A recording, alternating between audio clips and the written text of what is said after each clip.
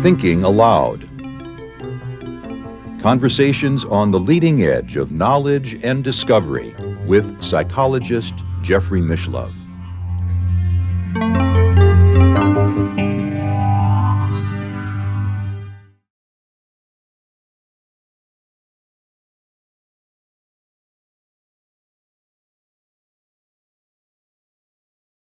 There are various ways in which we go about identifying people. Mm-hmm. Sometimes we rely on a combination of physical and psychological continuity.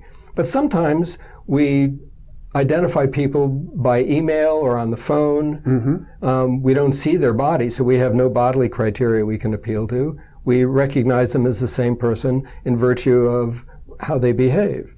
And other times we might recognize bodily continuity but see no psychologically distinctive behavior. Mm-hmm. But I think what interests us mostly in cases of post-mortem survival is whether the distinctive and hopefully valuable features of a personality have survived the death and dissolution of the body. Well, yes, typically one assumes that there's some form of communication going on through a medium often. A trance medium, a spiritualist medium, and the question is, how do we ascertain that that communication constitutes a surviving personality?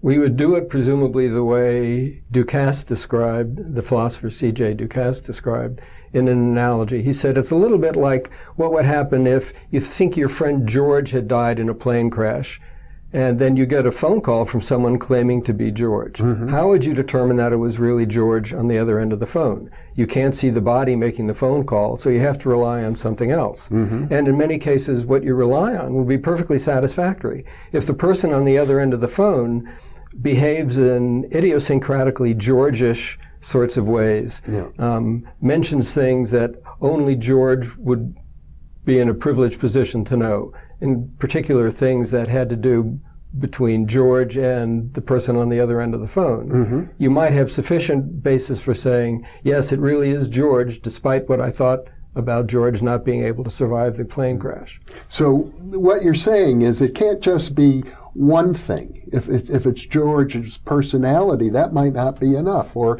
if it's information that the voice of George provides that turns out to be accurate, that might not be enough. It needs to be several converging lines of evidence. Well, the more the better, obviously.